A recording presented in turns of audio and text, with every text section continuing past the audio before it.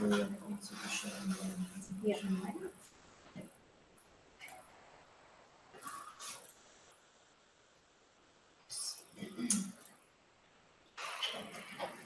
So, good morning, everybody. My name is Giulia and Aloysio. I'm going to talk about remodelings today. Our presentation will be structured into main phases. In particular, we will start with the overall aim of the project, and then with the overall vision, and then we'll go into depth of the remodelings platform together with my colleague from IB, Anna. Well, remodelings is at a glance. In particular, remodelings is CSA, Coordination and Support Action, and remodelings stands for the Retrofitting Market Activation Platform based on the generation of standard modules for energy efficiency and clean energy solutions. Remodelings is led by Eugen, and our consortium is formed by 15 partners from Italy, Netherlands, Greece, Spain, France, Bulgaria, and Slovenia, because it is aimed at fostering the deep renovation of buildings in 7 different pilot countries. So we selected 7 different pilot market maturity scenarios to guarantee that the results and the outcomes of remodelings will be spread throughout Europe and replicated throughout Europe. In particular, remodelings aims at creating and developing a platform to facilitate the activation of the retrofitting market, and this will be done by devising market uptake strategies to capitalize the results of previous projects that were developed in past projects. Because when we wrote down remodelings, we talked about one of the major barriers that is represented by the lack of suitable strategies to capitalize the results of previous projects. And so we want to overcome this barrier and making the results accessible and available for everyone. In particular, we go into depth of the concept of the methodology adopted. The methodology adopted is based on modularity, where modularity has to be understood as multi-level and multi-target. Multi-level because it regards the breakdown of the process of the overall renovation process into standardized segments of clean energy efficiency solution and to select the most effective tools, while multi-target regards the customization of the solution, because the solutions that are selected within remodelings have to take into account the regional, climatic, building, socioeconomic condition to maximize the cost effectiveness and their spillover. In particular, remodelings includes 3 main market domains. We have the physical realm, intended as the condition, the boundary condition, physical condition of the retrofitting markets. The virtual realm, intended as the domain of digital services aimed at fostering deep renovation. And then the human realm, that is the human component of the retrofitting market, that is represented by stakeholders, also all of you in particular. And to go from the project exploitation to the theory of the project to the real market condition, we have designed 3 main transition paths. And the first one is based on the capitalization of the results previously available. The second one is based on making the results accessible thanks to the retrofitting remodelings platform. And then the third, making an impactful and concrete implementation of the capitalized solution within the pilots. And this is done thanks to the activation of 4 physical renovation hubs and 7 real renovation local advisory boards that are formed by stakeholders that test, steer, and validate the remodeling solutions. So this is the overview, and then we go into depth of the hands-on approach, because how do we want to activate really concretely our renovation processes? How do we want to act? Which is our IES effect of remodelings? We started with separate participants in the retrofitting value chain, that is, separate stakeholders who lead their customer journeys separately, their problems, their needs. Then, thanks to an ethnographic approach based on interviews, questionnaires, and strong interaction with stakeholders, we could aggregate the data in the framework of the retrofitting process, and we could identify physical needs and digital needs. And also, with their support, we could identify the functionalities that should be that should meet the need of the different stakeholders. And thanks to the support of the stakeholders, we could select the output of previous project to be capitalized in the Remodelis platform. Here we have two different processes that intersect. The co-design process here that intersect with the Remodelis digital platform that Anna will show you.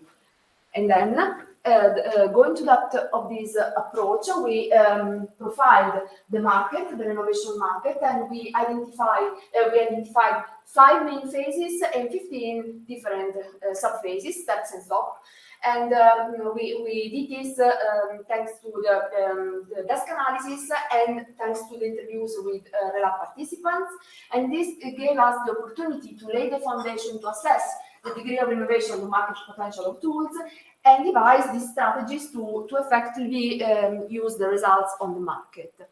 Then the second step was, thanks to the interaction with local stakeholders, we could identify needs, difficulties, barriers, and thanks to questionnaires with stakeholders, we could identify the main improvements to be made to the renovation processes in the local area, for each local area, and then we could identify the functionalities needed to be implemented in each type of country and then implemented in the platform.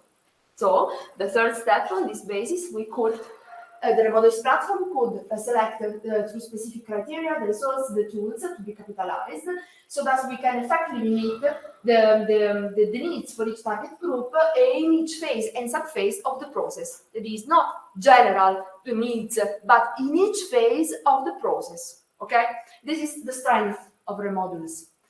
And in this way, the platform is not a platform anymore, a simple platform, but it becomes a generator of usefulness for users, because they really have their needs, they really can meet their needs, according to what they told us.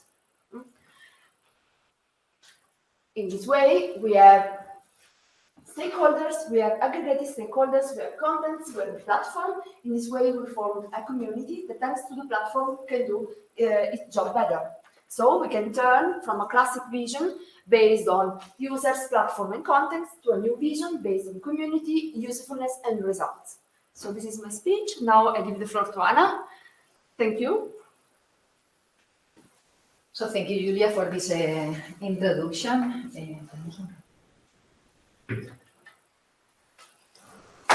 So now what we are going to see is more or less the result of all these local advisory board that we create, all the meetings that we have had with them in each of the different pilot sites.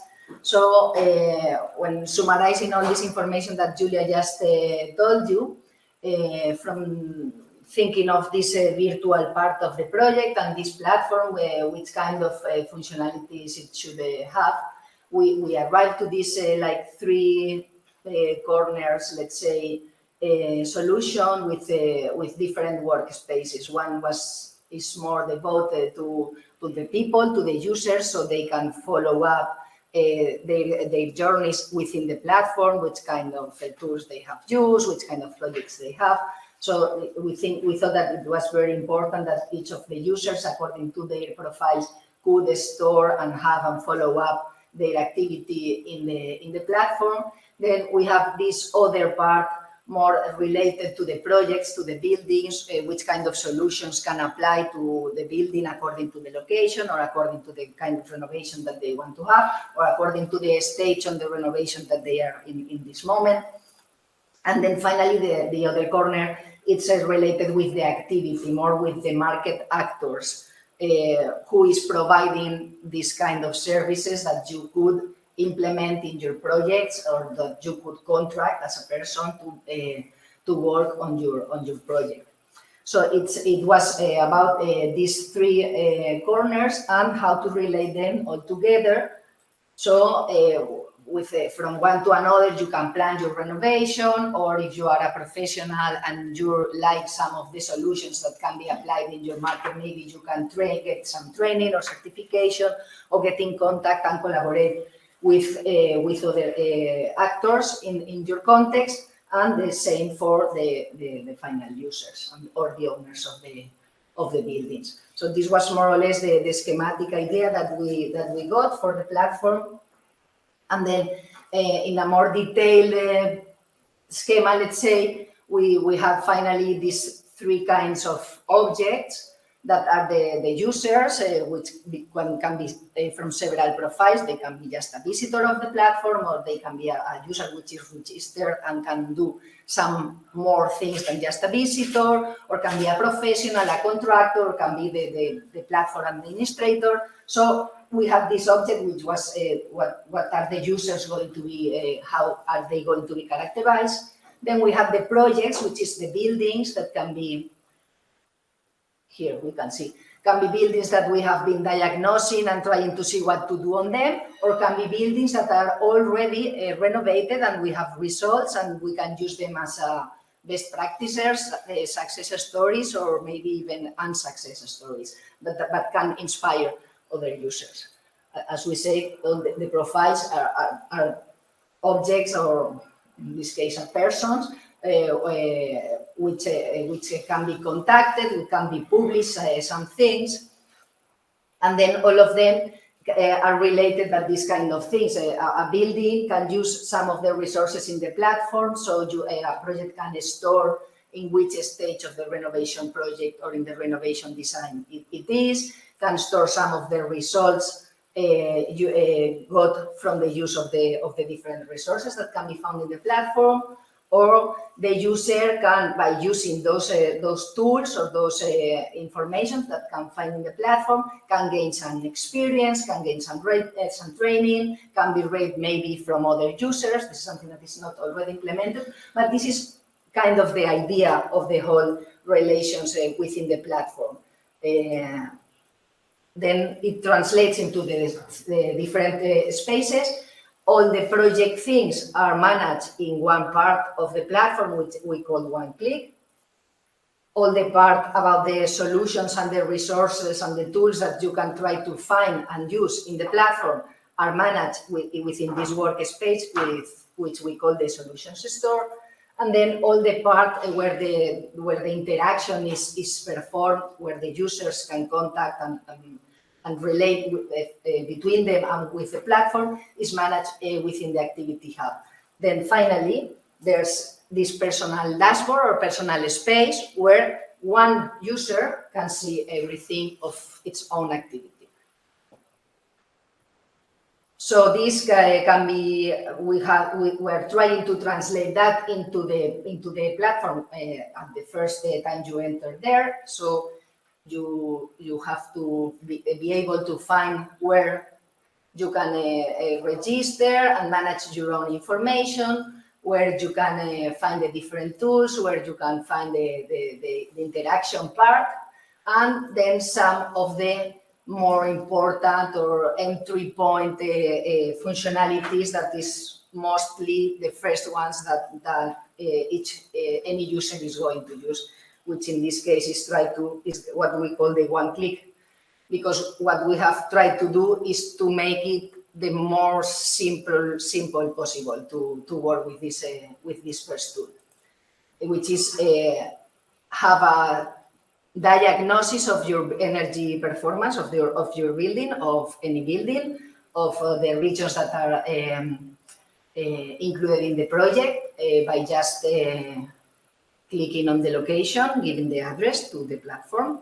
So depending on the market context, we can get automatically some information and get to an archetype, or we have to ask to the user some questions to get to those archetypes, and then give them not only the current status, but two options of renovation, one more standard, one more advanced, which for the moment are based on the Tabula and Episcope project, which we know it's not really updated, but there's still a mechanism for updating those data in each of the regions if they wish to.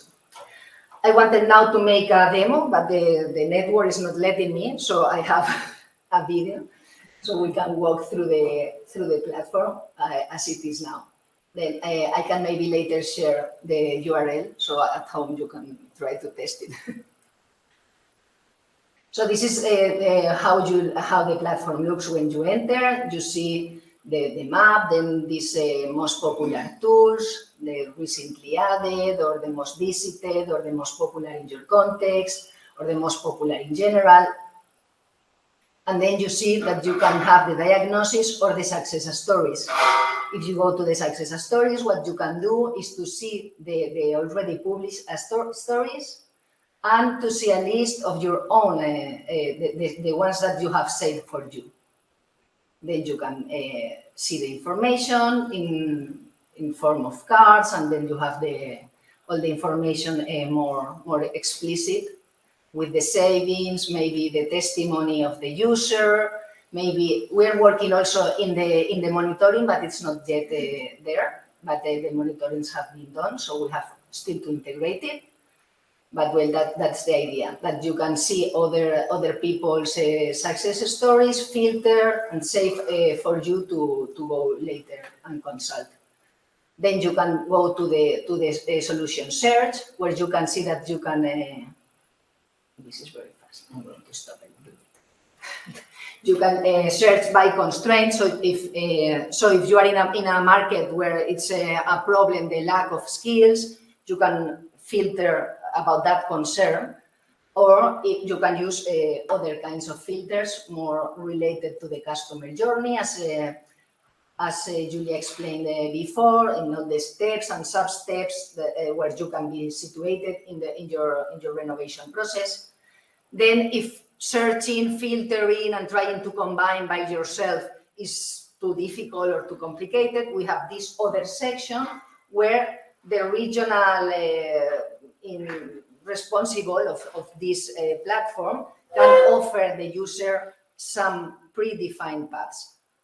For example, these are example menus, but for example, if it's very easy for your context to implement photovoltaics in individual houses, because now there's a grant and it's very easy, and I want to push this kind of actions, then I can prepare here all the journey and ask the user, go first to this information site, then go first to this tool, which is going to help you to analyze the kind of solution that you can implement, then go to this other, because this is the owner of the project and you can get a quotation, then come here to the next step and ask for the subsidy, etc., etc. So it's a place where a special user can prepare a complete customer journey according to their needs.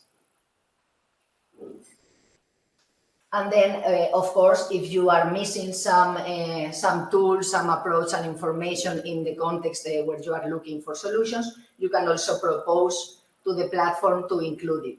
So there's a small formula that you can send, and then the administrator of the region can make the validations, ask for more information, and then put the solution in the proper section to be found or to be combined into a menu.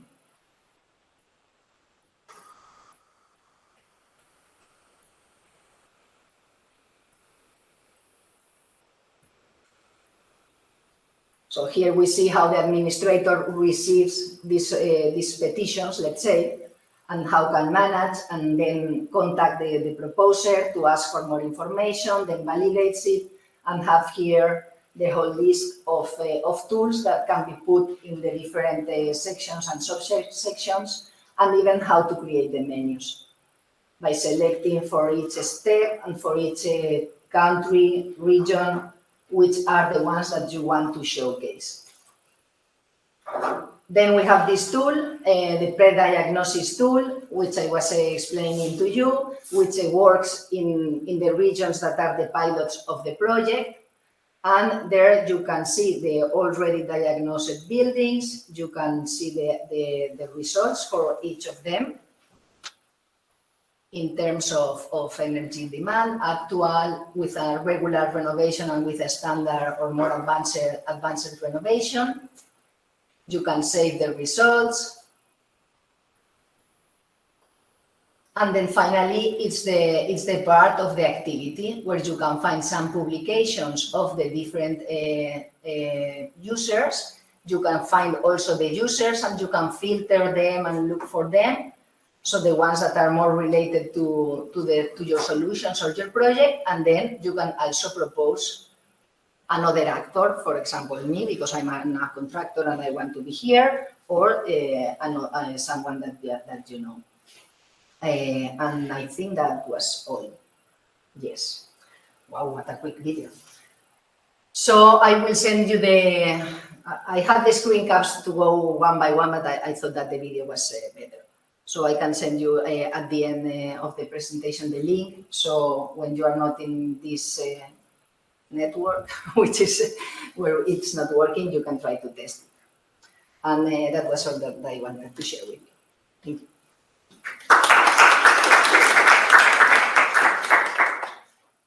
Questions? I do have one, if I may. Yes. So I think, thank you so much for the presentation. I think it's really interesting. I study here, so for me it's even more on topic, your approach to renovation as a tool for a community. I think that adds a lot of value and has so much potential. But I wanted to ask, because I understand that you also have a product, like the building module of the facade, No. or maybe I'm confused with other. That should be another project. So my question is, how many specific construction tools are inside or will be inside the platform, or that's free to the contractors or the maybe product managers that want to upload their own tool? For example, if you would have many types of photovoltaic products inside, how is that? I think if we get to have that problem, we will manage it. We will be very happy to have that problem. For the moment, we are including the ones that have come out from the sessions with the stakeholders. Mm-hmm. The ones that they have detected as best practices, as interesting for their context, that as helpful for their problems. So for the moment, we have that. Mm-hmm. The idea is that if this finally works fine and well, we have this process of, I'm interested in having my tool there, I will propose it, and then I will go through a validation pass. If at the end we discover that all the solutions are related to one section, we will need also to split that section, so it's possible to get the one that best fits the user.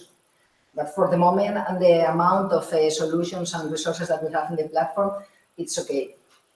But yes, the more we have, the more we will need to refine how to offer the user the one that really fits their needs.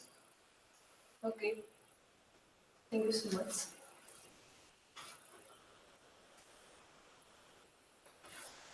Okay, 5 second rule, so we can move to the next one.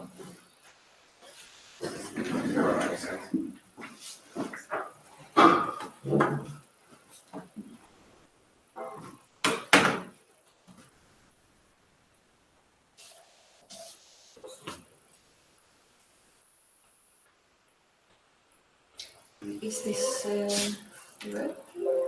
Control the presentation. Yes. So I presented the Green Deal for Buildings project. Yeah, right? right. So I will be talking about boosting renovation wave in the Czech Republic and Slovakia, which the project is actually about. And we don't go that much into detail as well the two previous presentations.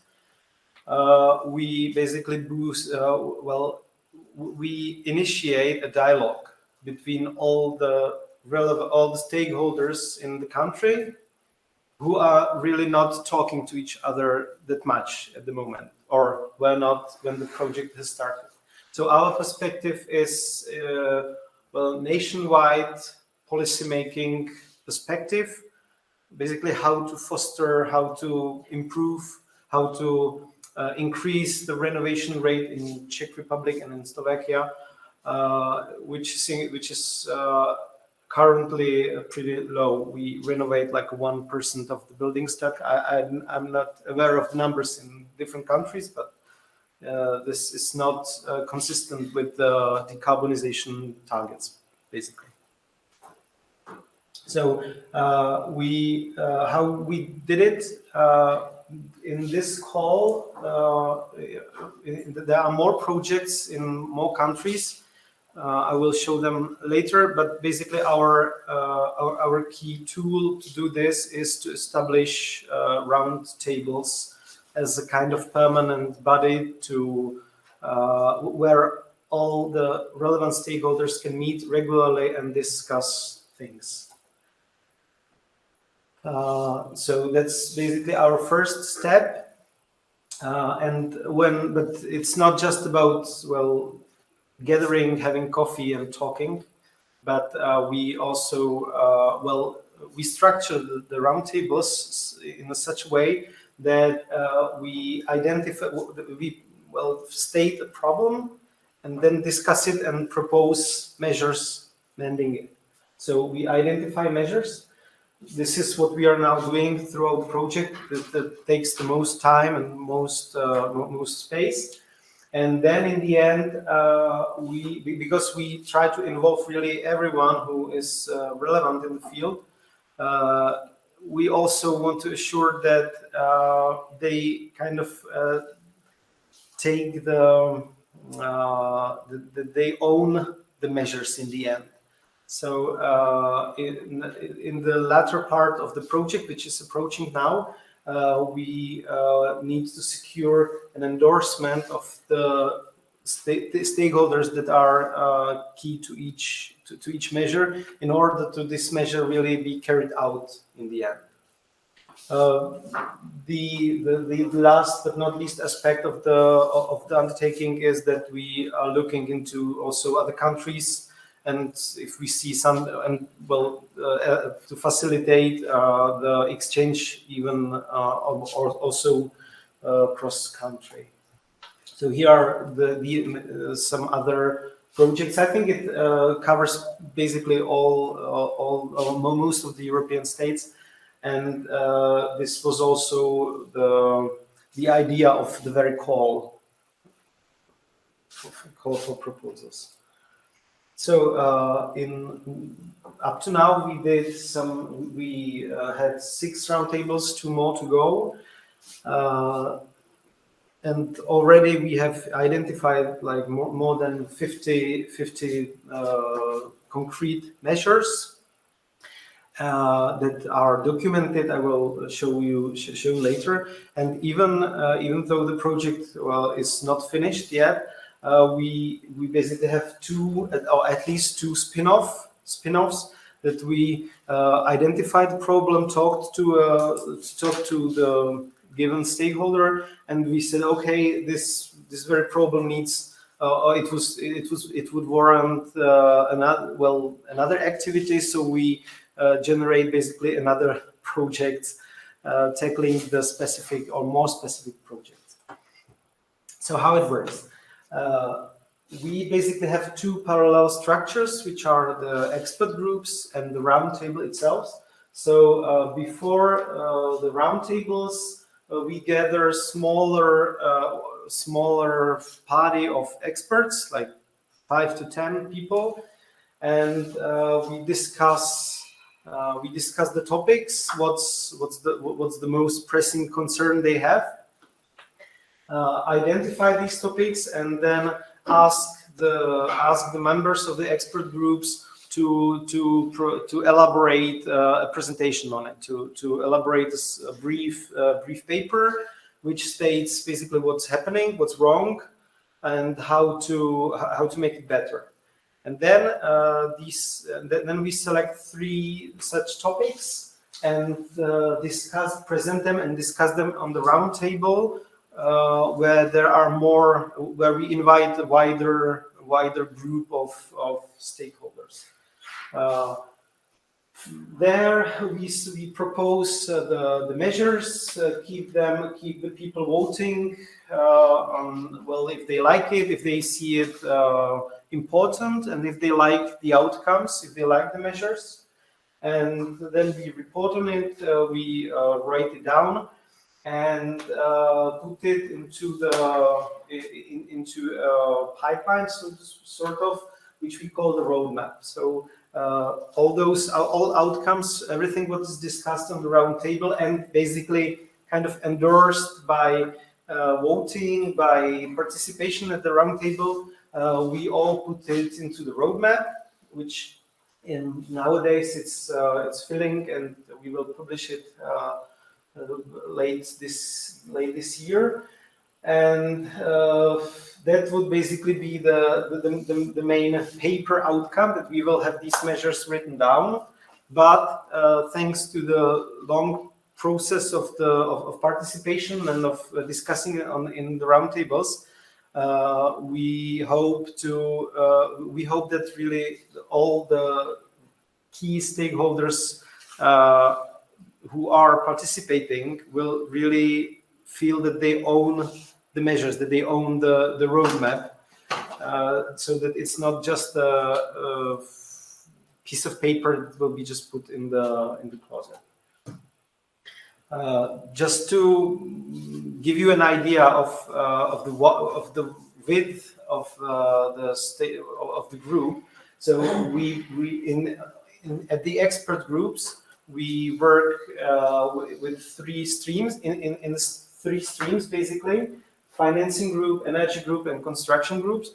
And this basically shows our intention to really get together a whole value chain of energy efficiency of the renovation. So it's not so there are people who provide financing, there are people who provide technology, there are people who actually do the renovations.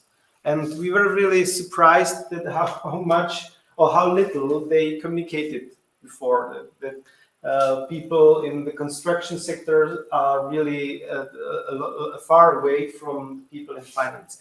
Of course, on top of these three, there are always, or at least in Czech Republic, very important public administration, ministries, the other agencies, such as, for example, the statistical office, very important institution. So here we have some banks, including the European Investment Bank, National Development Bank.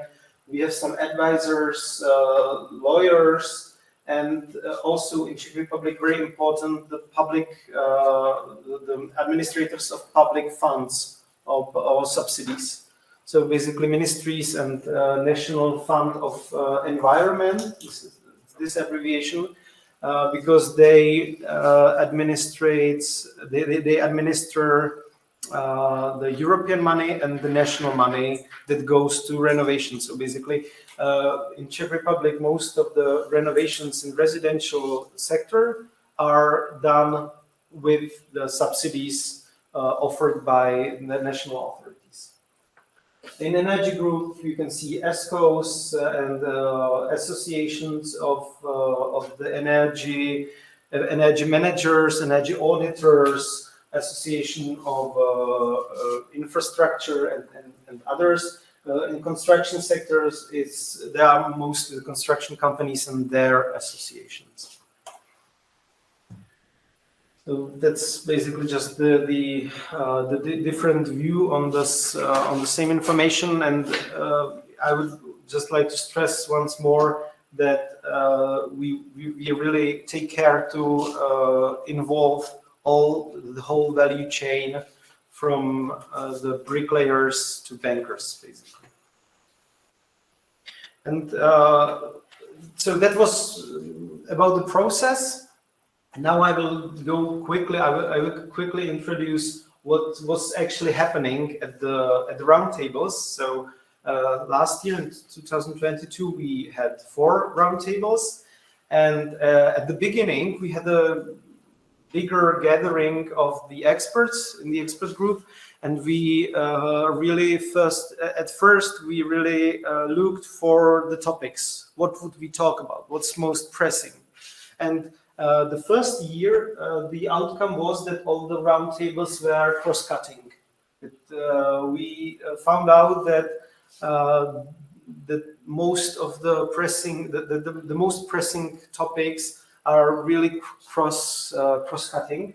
So we at first we talked about the necessity of having a sustainable finance plan for the Czech Republic, so because there is no such strategy. There is no plan for there is no general plan for the sustainable finance, setting priorities.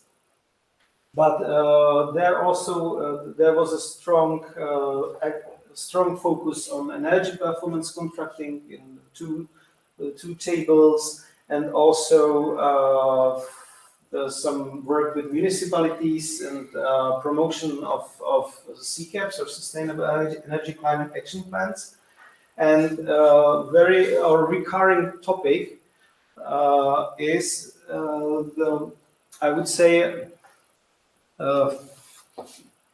maybe also fear, or at least carefulness or reservations of the construction sector towards climate policy. Basically, the main concerns of the construction industry was, hey, you are going too quick. We don't know what Fit for 55 actually means. We don't believe in Green Deal. And what are you talking about? So they were mostly pressing the topics like we are unaware and we're a bit scared by this. So please explain it to us. So we really put a lot of effort to, or not a lot of effort, but in the roundtables, we basically we gave them the floor to actually express their concerns. And I think that this helped, that they really started to speak about this in the open. So that was the first year. And now we made more focused. We made the roundtables more focused. So this is also linked to the shape of the project proposal, of the project grant agreement, that we have to follow these lines: the residential buildings, municipal buildings, and industrial buildings. And in the end, we will devote one single roundtable simply to really tackle the endorsement, the endorsement part of the things. So, and here, basically, again, the same topics, but clustered, not how they were presented time-wise on the tables, but how they are clustered, well, based on the topics. So you can really see the strong sustainable financing line, energy performance contracting, and other things. And each of these measures or topics are then elaborated. I have just one example here, that in the end, in the roadmap, we really work each or every single measure in depth, and have one or two pages on the measure where the problem is again described, and all the outcomes of the discussions in the roundtables are embodied in this. So basically, for example, here this is the problem of energy performance contract and its impact on national debt, because there's a limitation for state institutions in using the energy performance contracting, because they are used to work in the really grant or subsidies way of financing projects. So if they want to renovate, they first obtain all the money from the state, pay it, and go for it.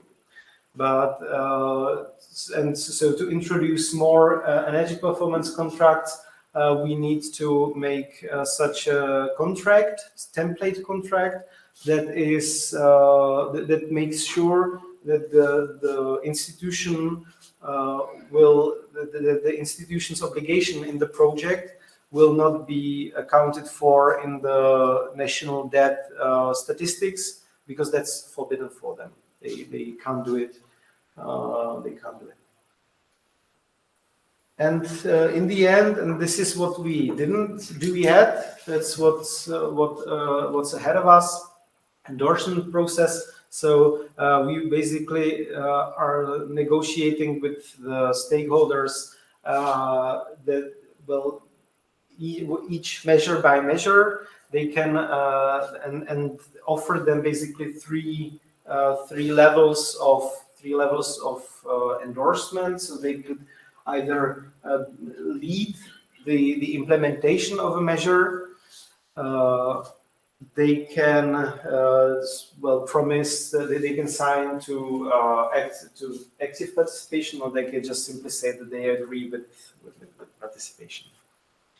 And actually, we will see how it comes out, because up to now we did just half of the work, because now we know how to do it, but now we have to make sure that actually something really happens.